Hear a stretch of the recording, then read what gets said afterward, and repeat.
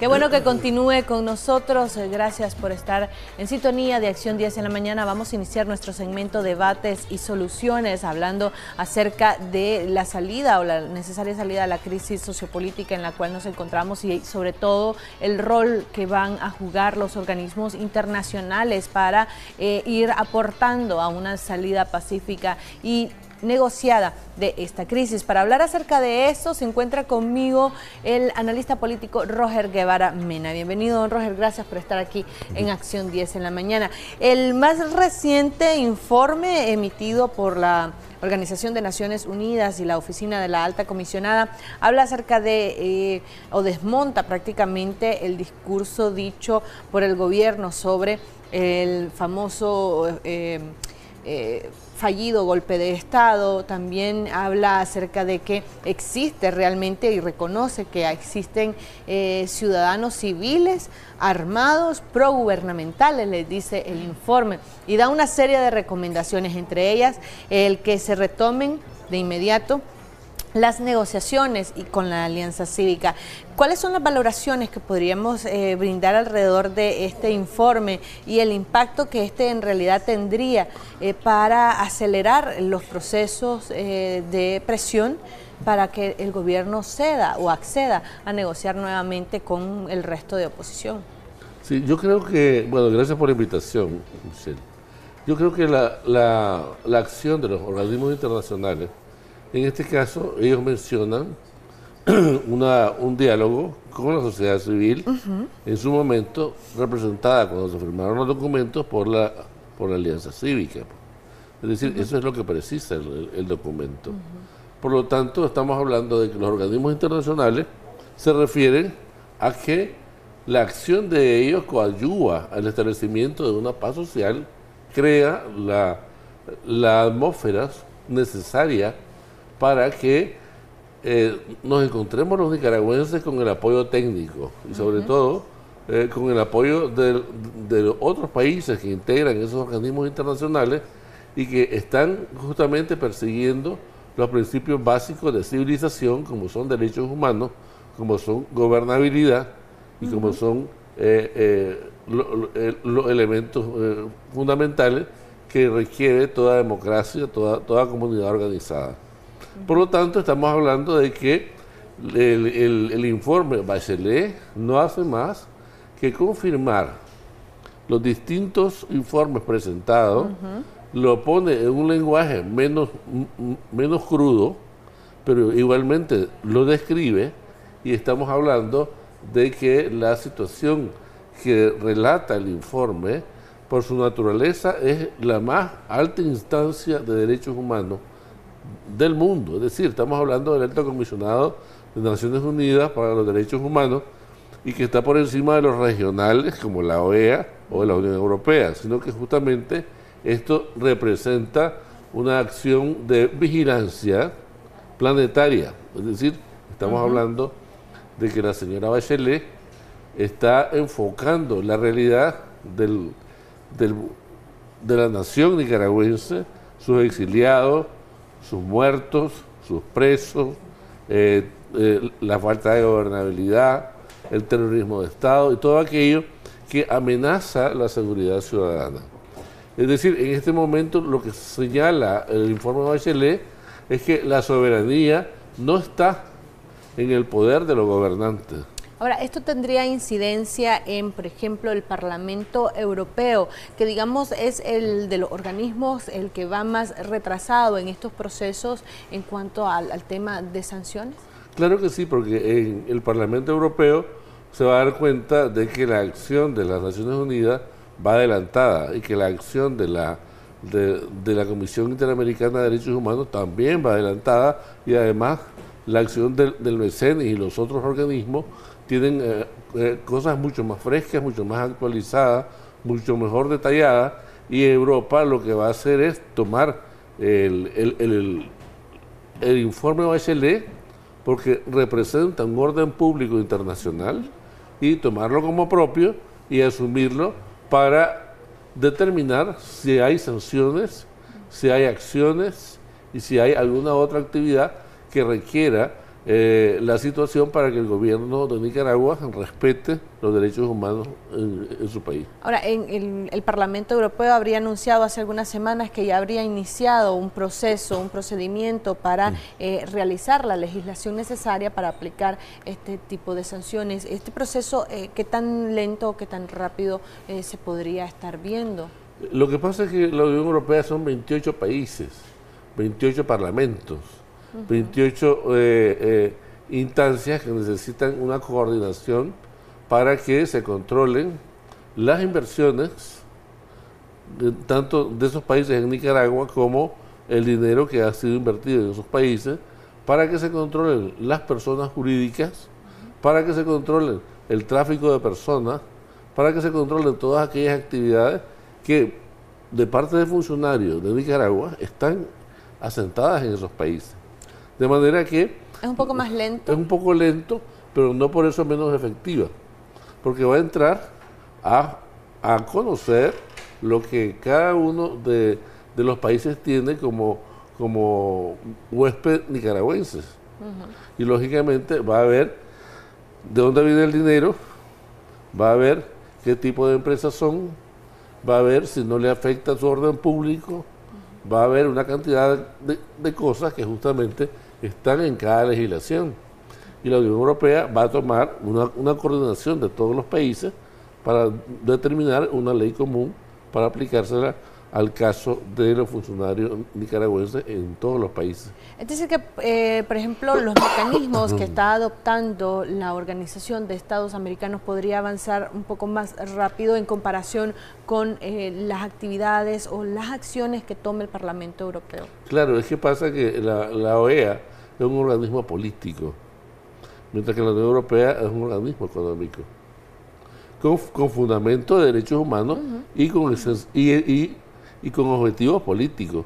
Pero básicamente la Unión Europea, que se formó en base al carbón y el acero, hoy por hoy, reúne los aspectos económicos de los 28 países y tiene como fundamento la parte de derechos humanos y la parte política, que justamente son las condiciones que ellos ponen para negociar y para cooperar con países fuera de la Unión Europea. Ahora, la Organización de Estados Americanos aún no da razón de si el gobierno ha aceptado o no la venida de esta comisión especial que se conformó hace algunas semanas. Se especula que van a venir o que vendría una misión este fin de semana. Esta misión no necesariamente está conformada por los embajadores o los representantes de la comisión, ¿o sí? No, en este momento lo que va a venir, porque ya vino hace poco una misión del Banco Mundial y de los otros bancos internacionales que estuvieron aquí hace una semana, y ahora viene esta avanzada de parte de la comisión nombrada, que no es la comisión en sí, pero sí es una comisión que viene a abordar los aspectos que se dieron en la ley electoral.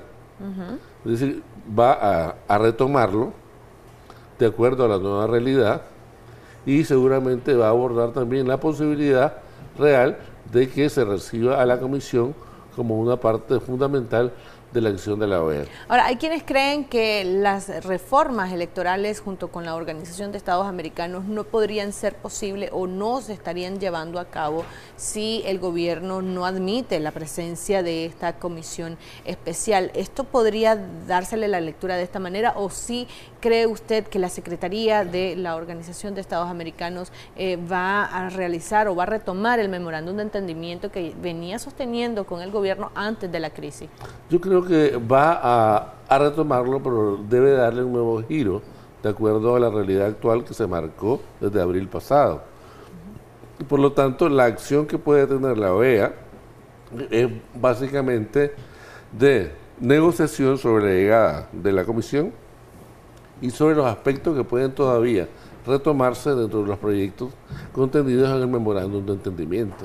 Por lo tanto, la presencia de la OEA va a ser en este momento únicamente de una continuidad en lo que sea conducente y una exploración de la posibilidad real de que venga esa comisión cuanto antes. Evidentemente que la OEA va a tomar decisiones se le permita o no entrar a la comisión. Porque si no se le permite entrar, simplemente va a seguir el procedimiento. Y lo que llega es al seno de la OEA es la solicitud de suspensión. Y esa solicitud de suspensión va a decidirse en base a lo actuado, en base al informe de derechos humanos presentado por la señora Bachelet y por los otros organismos internacionales, regionales, que van a sumar los hechos para definir si hay responsabilidad o no.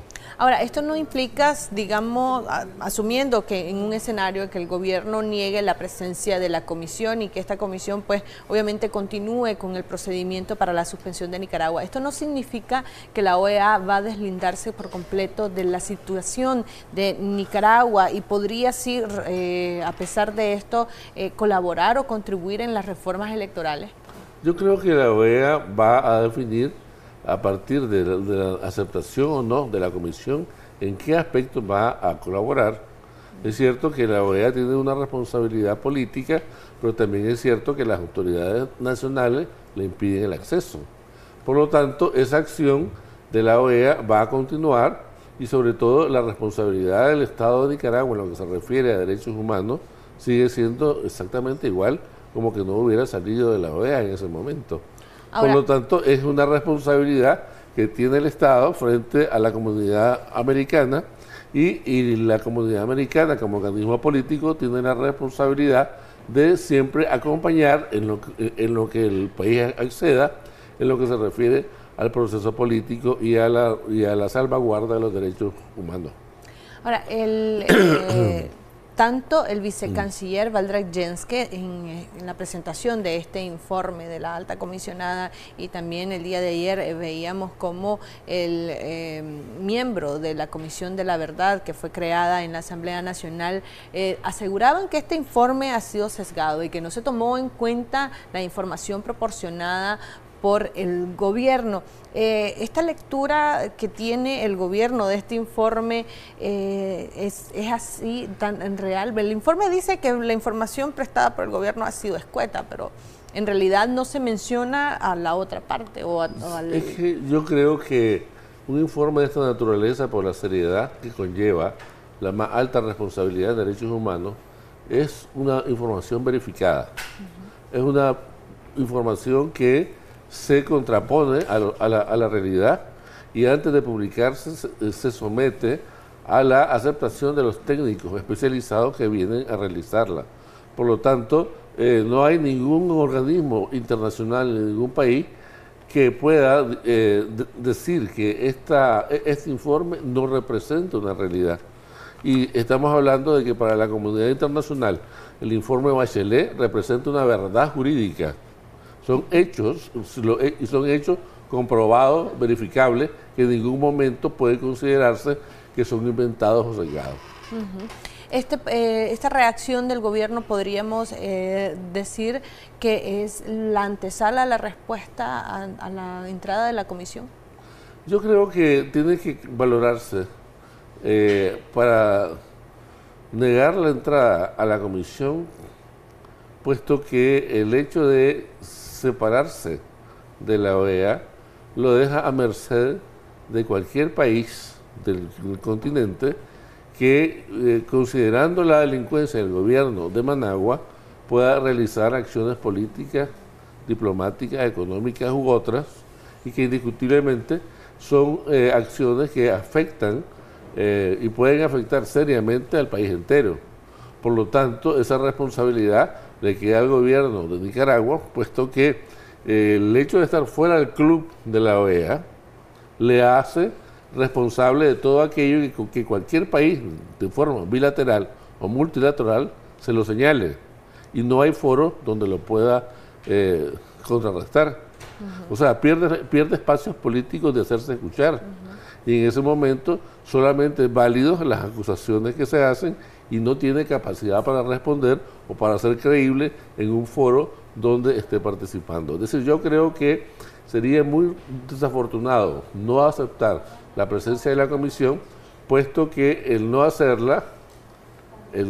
esa aceptación para que venga a tratar como buenos oficios implica una responsabilidad mayor, una responsabilidad que supone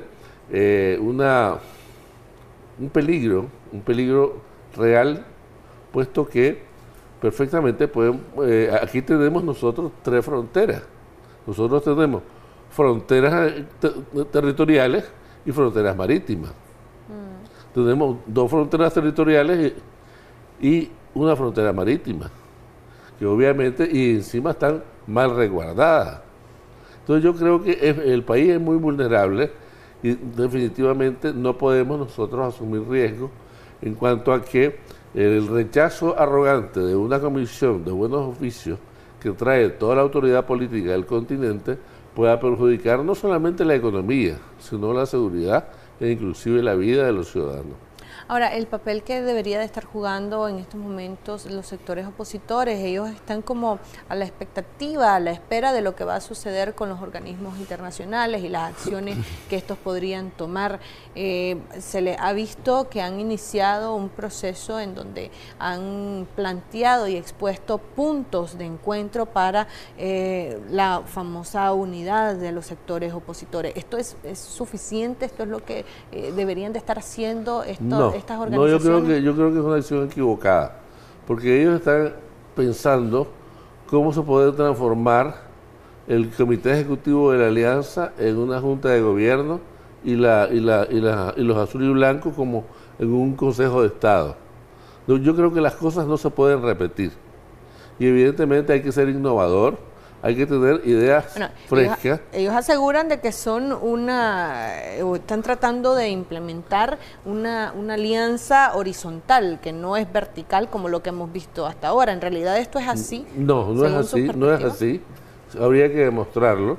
Evidentemente la conducción sigue siendo la misma, sigue siendo la del COSEP, ¿verdad? Y COSEP ya todo el mundo sabe los 11 años, a pesar del asalto que le hicieron últimamente en el vehículo. Pero eso no justifica los 11 años, pues, obviamente. Por lo tanto, yo creo que lo que se debe hacer es encontrar una acción ante los organismos internacionales en el cual se plantee una ampliación de la alianza o simplemente que existan otras alternativas, además de la alianza, que puedan crear una atmósfera de participación. Pero además han planteado, por ejemplo, el miércoles el COSEP presentó 15 puntos, decían ellos, lo han denominado Unámonos por una mejor Nicaragua, y explicaban 15 puntos. Y ayer la Unidad Nacional Azul y Blanco presentó 20 puntos de unión de encuentro y básicamente dicen lo mismo. ¿Por qué cree usted que se están viendo? Bueno, y la Alianza dentro de poco va a presentar un decálogo también de unidad. ¿Por qué hay tantos grupos y por qué hay tantas propuestas que al final y al cabo dicen lo mismo? Yo creo que lo importante es que exista gente con capacidad e interés de solucionar el problema. Pero yo creo que hasta el momento lo que ha habido es la presencia desequilibrada de COSEP en la dirección de la alianza, donde ellos dicen lo que hay que hacer, donde ellos tienen el dinero para ir a todas partes, para pagarle a todos los que quieran ir y ayudarles a ellos, pero indudablemente no hay una consulta a la base, no hay una consulta a los otros sectores, no hay una presencia de otros sectores. Estos puntos deberían de haber sido primero consensuados con la población y después presentados, porque lo que estamos viendo es que lo van a hacer al revés. Es al revés, ellos ponen los bueyes detrás de la carreta, y yo creo que no es así. Porque lo más importante somos los ciudadanos. Tenía que habérsele preguntado a la población. Por supuesto. No que ellos se están inventando un decálogo para lo que sería Junta de Gobierno y luego otros 20 puntos para lo que sería el Consejo de Estado o Asamblea Legislativa. Francamente, yo creo que eso no se puede así. Hay que ser como más abierto, con una mentalidad de mayor participación y efectivamente hacer que la población se sienta inmersa en el diálogo y sobre todo que se sienta incluida para que podamos obtener soluciones favorables para el país y que seamos tomados en cuenta por el gobierno igualmente, ¿no? Don Roger, vamos a escuchar unos audios que nos han hecho llegar a través de nuestra línea de WhatsApp. Recordarle a los televidentes que por favor guardemos el debido respeto a nuestros invitados y que también sean algo breves para que podamos pasar la mayor cantidad de audios posibles y todas las personas pues puedan participar. Vamos a escuchar el primero de los 3 audios. Buenos días. La pregunta y la consulta es si tienen ganas de interés de que la crisis sociopolítica que vimos en Nicaragua, ¿por qué no buscan la manera de sacar a Daniel Ortega? ¿Por qué no buscan la manera de sacrificar muchas cosas y ver la actitud de salir adelante de esta crisis sociopolítica? Pero si se fijan, los grandes tienen dinero, los que andan luchando ahí, que quieren sacar adelante a Nicaragua son millonarios y ninguno se mira ningún pobre porque hasta los campesinos que tienen ahí son dueños de grandes tierras. No hay nadie que le preocupe en Nicaragua, sino al menos que solo le interesa el dinero, magistrados, diputados y nadie. Y los pobres nicaragüenses somos los que estamos aguantando hambre. Muchas gracias. Gracias. Vamos a escuchar el segundo de los audios. Buenos días amigos de Canal 10. Ayer, y es inquietud de muchos sandinistas, orteguistas, a decir que justicia para todos, para ellos también, para policías, para sus muertos, pero yo les digo una cosa. Cuando la represión contra los ancianos del INS, ¿quién la inició? ¿Quién comenzó la escalada de violencia? Fue el gobierno a través de la policía. Entonces, ustedes y su gobierno son los únicos responsables de todos los muertos que han habido, lesionados, daños a la propiedad, tomas de tierra y todo. Su jefe, su presidente es el único responsable por la gran escalada de violencia que ocurrió en Nicaragua, porque aquí debe de haber libertades públicas para todos también. Tengan buenos días y muchas gracias. Gracias. Vamos a escuchar el tercer y último de los audios de este bloque. Buenos días, Canal 10. Buenos días, licenciado. Buenos días, licenciada. Miren, mi pregunta es la siguiente. Como ciudadanos nicaragüenses nosotros estamos desesperados. Yo, en mi opinión personal, yo creo que ya no hay que estar esperando que los organismos internacionales nos resuelvan la vida. A mi opinión personal, yo creo que nosotros tenemos que ya levantarnos en armas para sacar a este dictador y poder vivir tranquilos. Es mi opinión. Muchísimas gracias y buenos días. Bueno, muchísimas gracias a las personas que nos han hecho llegar sus audios y gracias por guardar el respeto a nuestro invitado. Bueno, habla de que no hay intereses, uno de ellos decía que no hay el interés real por sacrificar y mencionaba que las personas que están ahí, me imagino que habla de la alianza y del sector empresarial, que no tienen una intención real de salir de esta crisis. Hay una percepción popular de que quienes están tratando de cambiar las cosas son los que tienen dinero. Por un lado el gobierno y sus empresas y su familia, y por otro lado el COSEP con su dinero, y que esto se ha vuelto con un conflicto económico. Pero en realidad no es así. Todavía está por verse si no es así. Porque indudablemente esa es la perspectiva. Porque la crisis explotó, por decirlo así, en abril del 18 y en realidad los que encabezaban eso no eran los empresarios. Los empresarios reaccionaron posterior. Y muy posterior. Además, yo creo que en esto, tratar de secuestrar la dirección, ¿verdad? Como lo están haciendo a las bases populares, campesinos y estudiantes, y hacer ver de que los intereses económicos son primero, como tratan de hacer ver, y tratar de imponer un esquema político de aceptación internacional donde ellos van en un 60-80%, francamente es desequilibrado. Eso no produce el atractivo necesario para que la comunidad nacional diga apoyo a la alianza o apoyo a los azuliblancos. No, porque obviamente hay un partido que se llama MRS, que fue parte del sandinismo. Y que amenaza con arreglarse con el sandinismo una vez que los capitales se arreglen. Y que hay intereses creados, sí hay intereses creados. Hay que decirlo con todas las letras. Yo creo que esto, mientras se subsista, mientras no se subsane, mientras no se cree un atractivo necesario, mientras no se vendan otro tipo de personalidades, mientras no tengan un esquema claro, pues, francamente, se van a encontrar con la frialdad de muchos sectores de la comunidad nacional. Ahora, también hablaban de que, o había un comentario que decía el televidente que señalaba al presidente Daniel Ortega, al gobierno y a la policía de ser los responsables de toda la crisis que se está viviendo. En parte, esto es así, obviamente es por la reacción que sostuvo ante la protesta del año pasado. Es que es evidente que el gobierno no supo responder a la protesta. En realidad no supo responder a la protesta. No supo o no quiso. Porque en realidad quiso transformar una insurrección social o una sonada, mejor una sonada, en un golpe de Estado. Es lo más infortunado que he oído. Porque simplemente eso no representa lo que pasó.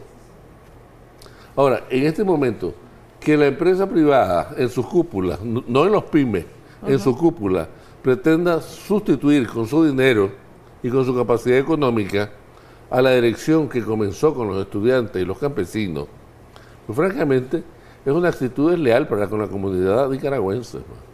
Porque nosotros queremos ver a quienes estuvieron, nosotros queremos ver a las personas que lo merecen, pero no a alguien que viene de 11 años de trabajar con el gobierno, en un programa corporativo. Por favor, pues. Doctor, ¿para cómo lograr la unidad entonces de todas las bases? Muchos de los que estuvieron en las protestas y también en los famosos tranques se encuentran en buena parte en el exilio, por ejemplo. Por eso, por supuesto. Entonces hay una dispersión. Los liderazgos de base que originaron esto se encuentran en este momento perseguidos. Y luego, de parte de lo que se llama oposición, no hay una verdadera lucha por los casi 200 presos que hay todavía. Entonces hay solamente una preocupación por la parte política, ver la parte que les va a tocar a ellos y dónde van a estar ellos, y como partido, como dirección, como junta de gobierno o como asamblea legislativa, o simplemente, es decir, no hay en este momento una claridad sobre lo que se quiere, y sobre todo que no hay participación de los distintos sectores. Es decir, el liderazgo estudiantil está en el exilio, el liderazgo campesino está partido, los movimientos sociales están tomados por antiguos dirigentes sandinistas, y obviamente no hay la confianza suficiente, y en esto hace falta confianza para que la comunidad nacional entienda que esa es las personas aptas, las personas honestas, las personas que tienen solvencia moral como para dirigir un movimiento de cambio social. Ahora, el último de los audios hablaba de que no debemos esperar que la comunidad internacional tome medidas para lograr los cambios, y hablaba de que se requiere retomar las armas. En realidad, los opositores han insistido en que esta no es la salida más viable, el retomar las armas. Mire, yo creo que la comunidad internacional va detrás de lo que nosotros hacemos como comunidad nacional.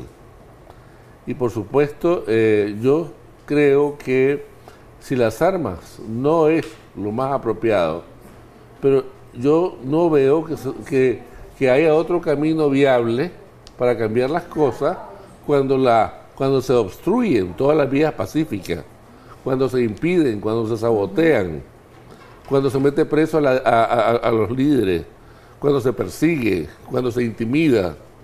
Yo creo que es importante que el gobierno se dé cuenta que él necesita una oposición, que la comunidad internacional cree. Cuando un gobierno tiene una oposición, entonces le cree al gobierno, y que una oposición es fundamental para su propia legitimidad.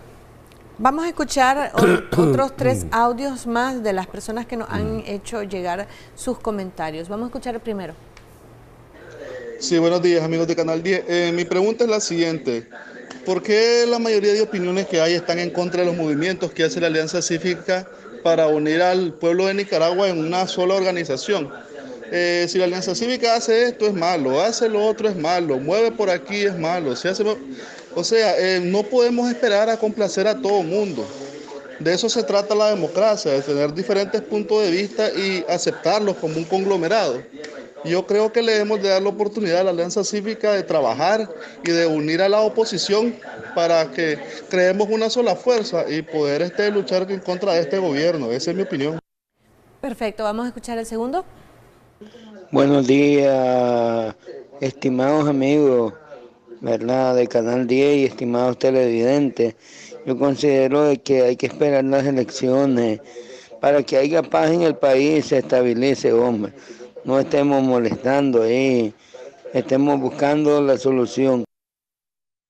Ok, muchísimas gracias. Vamos a escuchar el tercero y último de los audios.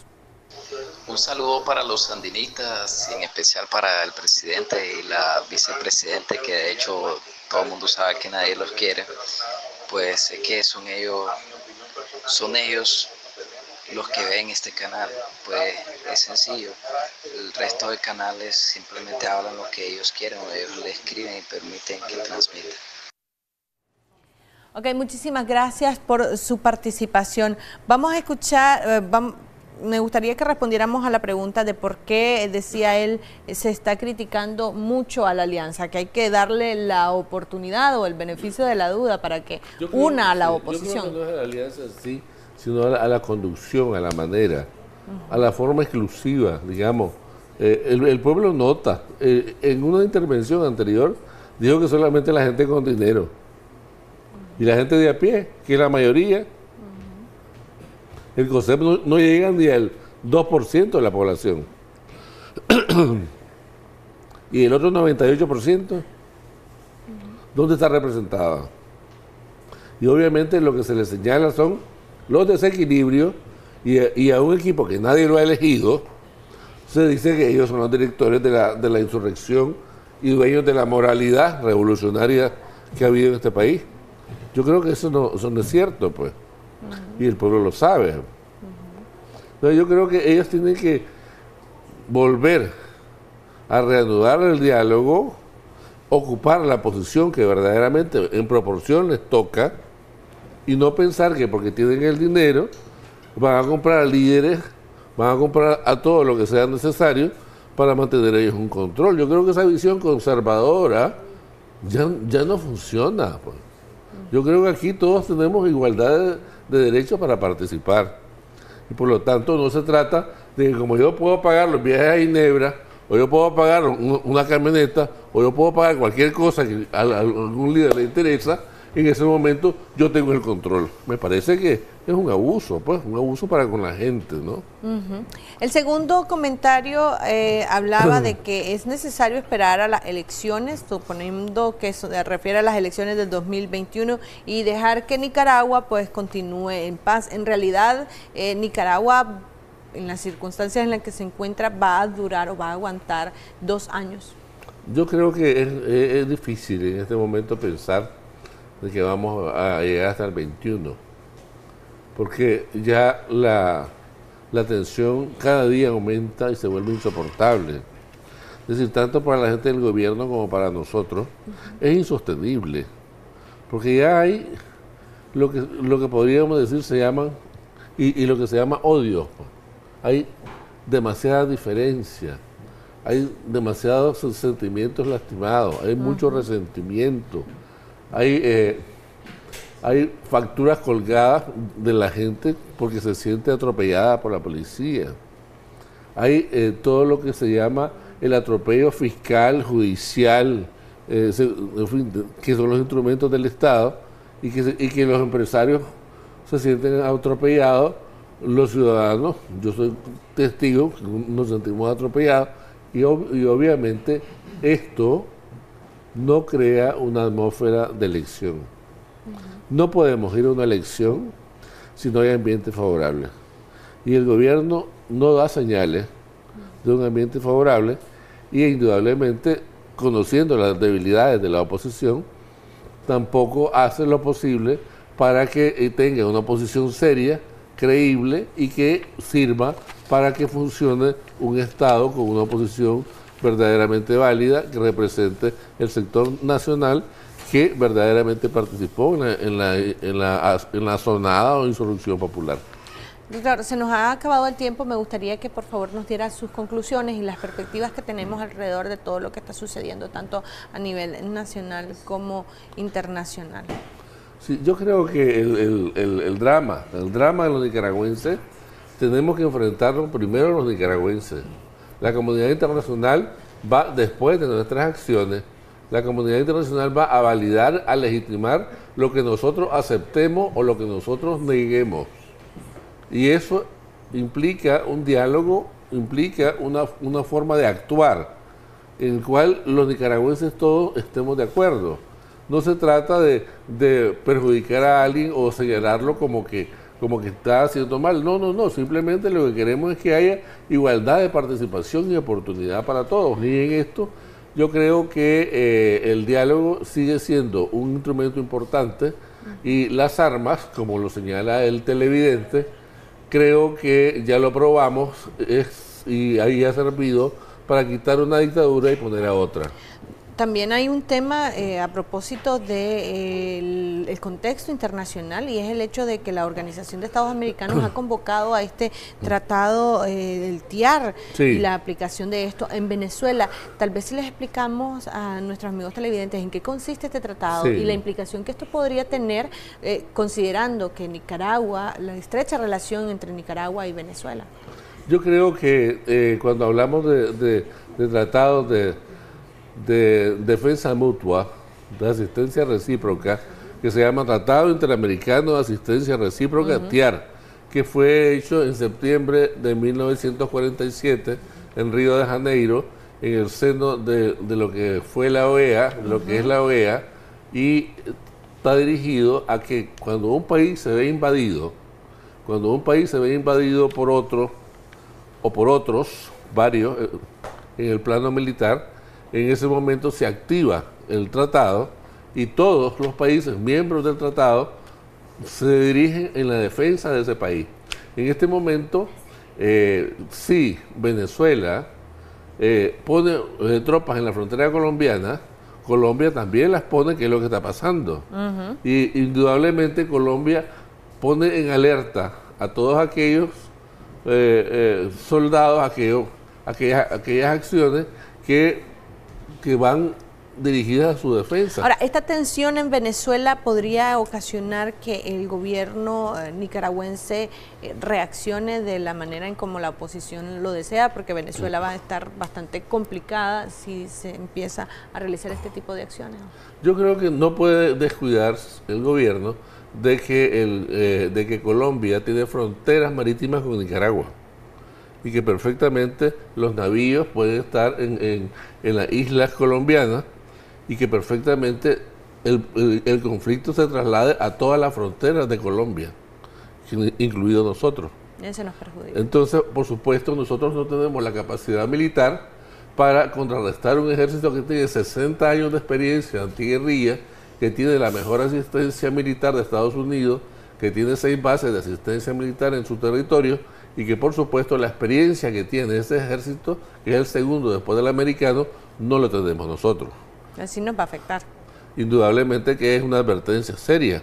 Es decir, lo que pasa entre Colombia y Venezuela, como Colombia tiene fronteras marítimas con Nicaragua y sobre todo mal cubierta, porque hay solamente 2 lanchas, yo creo que esto es importante que quede claro que es un riesgo para los nicaragüenses todos. Bueno, esperemos que todo se solucione y que podamos encontrar una solución rápida y efectiva para la crisis que también nosotros estamos viviendo acá en nuestro país. Vamos a hacer una pausa comercial y ya regresamos con mucho más de Acción 10 en la mañana.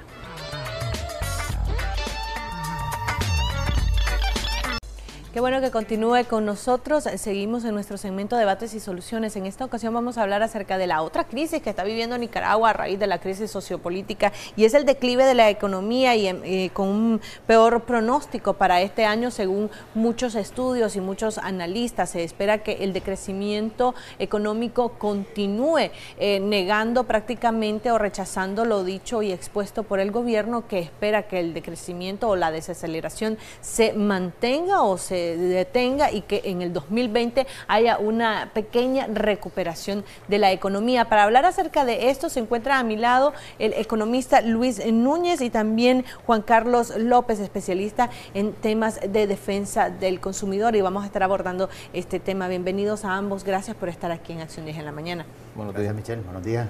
Siempre Luis, empecemos hablando acerca de este contexto económico en el cual nos encontramos. Recientemente yo leía un artículo en el que decían que el gobierno esperaba que la desaceleración se detenga hasta un menos 2%. Funides cree que va a desacelerar todavía aún más y el gobierno espera que para el 2020 se crezca al menos a un 3%. ¿Estas cifras son reales? Mira, es difícil. De hecho, los organismos internacionales están cifrando para este año un decrecimiento de por lo menos entre 5 y 5.3%, CEPAL, Fondo Monetario, y Funides también cifra este decrecimiento entre 6 y el 8% negativo, es decir, menos 6 y menos 8%. El COSEP dio una conferencia de prensa hace 2 días, donde realmente daba unos números bastante alarmantes de las pérdidas. El problema que nosotros tenemos, como somos una economía extraordinariamente frágil, y lo demostró realmente la crisis de abril del año pasado, nosotros, abril hay un crecimiento, venimos de un crecimiento de 4%, abril crecemos cercano a esa cifra en el primer trimestre, y mayo tenemos un decrecimiento, es decir, tenemos crecimiento, tenemos un número negativo en menos de un mes, es decir, la economía se desplomó. Es decir, como que dice un edificio que con un temblorcito se movió y se cayó. Esto porque lo que quedó demostrado es que la economía nicaragüense era bastante endeble, que con una pequeña crisis se vino abajo. O sea, fueron que un mes, digamos, se vino abajo el trabajo de 5, 6, 10 años en que veníamos en crecimiento. Pero además de esto, el COSEP también hablaba de que hay muchas pérdidas del empleo. Entonces, esa es la otra parte. Es decir, nuestra economía es tan frágil que cada dólar que nosotros perdemos, cada dólar que se está perdiendo, es sumamente difícil recuperarlo. Por ejemplo, las economías fuertes, poderosas en la crisis del 2008, la crisis más grande, a mi criterio, que ha existido, la crisis financiera mundial del 2008, las economías reaccionaron inmediatamente. Todavía algunas están saliendo de la misma, pero es decir, hay una reserva y se van recuperando. En el caso nuestro, nuestra crisis está originada, y yo soy del criterio de que esta crisis no es una crisis económica, es una crisis política. Es decir, mientras no resolvamos los factores políticos que le dieron origen, nosotros no podemos estar hablando que el 2020 va a haber una recuperación si hay una enorme resistencia, mientras no se resuelva este problema. Por ejemplo, hablabas del empleo. Casi 200.000 personas salen del sistema formal del INSS. Se habla de un desempleo, un disparo al desempleo que ya va llegando casi al 500.000. Es posible que toda esa gente esté en el empleo informal, ¿verdad?, ganando mucho menos de lo que ganaba. La economía menos 2 al 5%, digamos, si vamos a trabajar con los datos oficiales del gobierno, ¿verdad? Una inflación que, si bien es cierto, en términos normales es manejable, que está ahorita por el 4%, ¿verdad? En estas condiciones de crisis, esto se suma al grave problema del poder adquisitivo de la población. La canasta básica se dispara hasta más de 14.000 córdobas, ¿verdad? Entonces, todos estos factores, además de eso, una contracción en el crédito es lo que mueve las economías, no solamente la de Nicaragua, sino a nivel mundial. O sea, el crédito es lo que explica realmente, en cierta forma, también parte del crecimiento, y aquí el crédito está comprimido. Entonces, todos esos factores negativos son los que nos hacen pensar. Por ejemplo, ya ahorita cerramos el año, estamos en septiembre, olvidémonos de que en 3 meses esto se va a componer. Difícil, ya este año está perdido. Ahora, el tema del desempleo, por ejemplo, o de pasar a la economía informal también cae en el tema de la deuda y de la recuperación de la cartera de muchos de los sistemas financieros o de la banca nacional. Juan Carlos, la banca nacional debería de estar tomando ciertas políticas porque muchas personas no van a poder o no están pudiendo saldar sus deudas debido a que están desempleadas o han iniciado un negocio propio y no ha aportado o no puede aportar para su deuda. Buenos días, Michelle, Canal 10 y obviamente el amigo experto, ¿no?, en economía. Mira, obviamente pues los números, las cifras, en todos los aspectos tienen modelos alarmantes estrictamente. Más allá del tema de los números, hay una realidad donde estamos atravesando en Nicaragua una situación muy compleja. Mira, con respecto al tema meramente económico, pues los datos, el tema de la inflación, el congelamiento, o no, más que el congelamiento, en tener casi un año estancado, el tema del salario mínimo. O sea, hay muchos factores que realmente lo que te establece es que, de hecho, las cifras son bien complicadas. Más allá de hablar del tema del sistema bancario, pues obviamente comparto con lo que decía el amigo analista político, lo que dice también el amigo economista, con respecto a que la crisis relativamente, todo se compone, tiene una componente meramente política, que obviamente tiene consecuencias económicas. El tema de las entidades bancarias y financieras o los deudores, en efecto, tiene una repercusión, porque obviamente esto es un contexto donde todos los componentes, por así decirlo, estamos pasando mal, a un lenguaje muy popular. Y eso hace de que, sacando tal vez un análisis, es que si se hablaba de que la economía en Nicaragua es frágil, es porque obviamente el eslabón de la economía casi está relacionada a la relación de consumo. O sea, tenemos obviamente una relación demasiado comercial. O sea, somos relativamente una población estrictamente consumista, limitada pero consumista. O sea, toda la generación de los centros comerciales, el acceso a la banca, los créditos hipotecarios, los créditos relacionados con los vehículos, inclusive solo como un dato específico, el 65% de los créditos de consumo está relacionado a las tarjetas de crédito. Estás hablando de que tenemos obviamente unas cifras que lo que te establece es que el nicaragüense, para poder obtener obviamente productos y como tal y tener un modelo no de endeudamiento, un modelo de sobreendeudamiento, obviamente ha venido adquiriendo créditos de manera exacerbada, de cierta manera.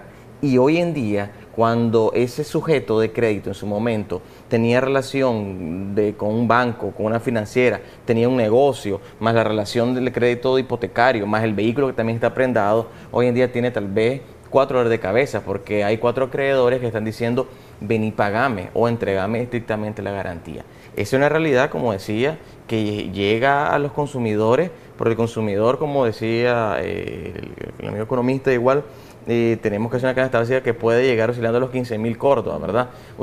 Pensando en que de futuro, entre 4 o 5 meses, posiblemente hay una alza nuevamente en productos, sobre todo en diciembre.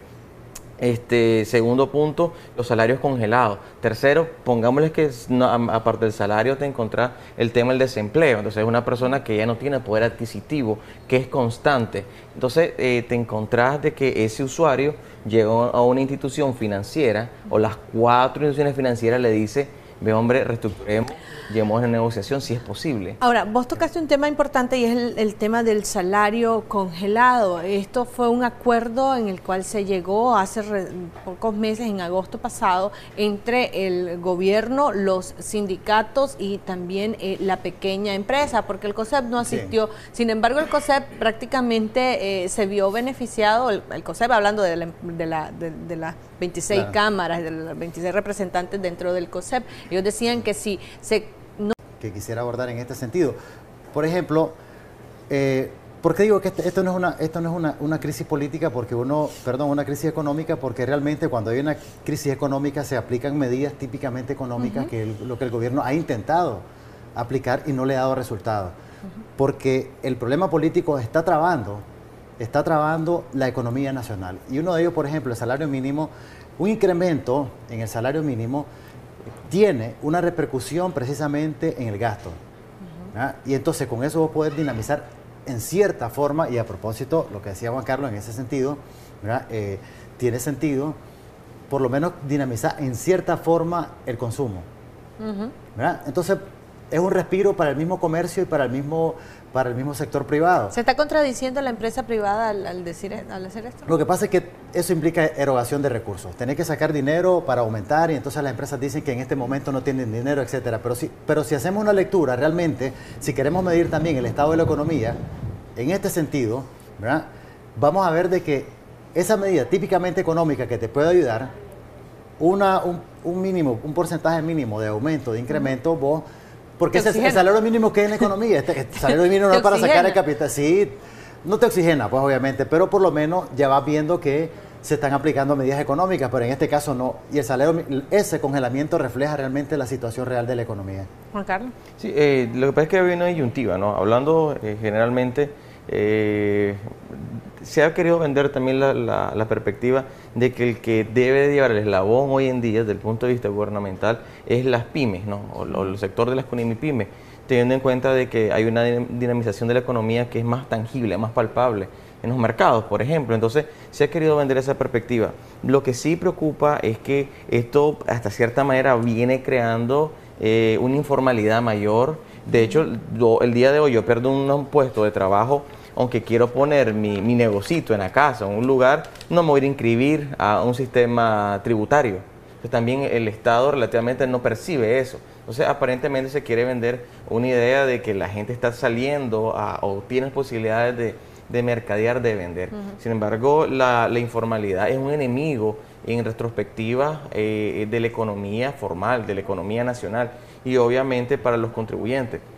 Lo que ha pasado con el COSEP, que el COSEP ha sido como el niño malcriado, ¿no? A cierta manera, obviamente porque tenía el sartén por el mango anteriormente y hoy en día se ha peleado con el gobierno, ¿no? Ya la dádiva y todos los amiguismos que tenía anteriormente y que se miraba de manera pública ya no existe. Entonces, ese deterioro lo sufren, por decirlo, los pelados, pues económicamente, como nosotros, como las personas que andan buscando cómo trabajar, como las pymes. Y eso también repercute, hablando meramente tal vez del tema, de los deudores, de los usuarios, de la gente que va a los supermercados y ya no le alcanza para pagar la canasta básica. Entonces, eso es un conglobado que nos va a llevar, obviamente, a una histeria mayor desde el punto de vista económico, pues. Entonces, por más que el gobierno quiera plantear soluciones que son cosméticas y peleándose siempre con instituciones privadas, como el COSEP, como tal, estas son las consecuencias que tenemos, pues, en un Estado que no funciona adecuadamente. Esperemos que pronto se llegue a una solución política para iniciar a recuperar la economía. Algunos de los expertos dicen que nos va a tomar entre 5 y 10 años retornar a las condiciones en las que nos encontrábamos desde antes de abril del 2018. Se nos ha acabado el tiempo. Gracias a ambos. Esperamos poder estar en otras ediciones con ustedes abordando el tema también de la economía. Vamos a hacer una pausa comercial y ya regresamos con mucho más de Acción 10 en la Mañana.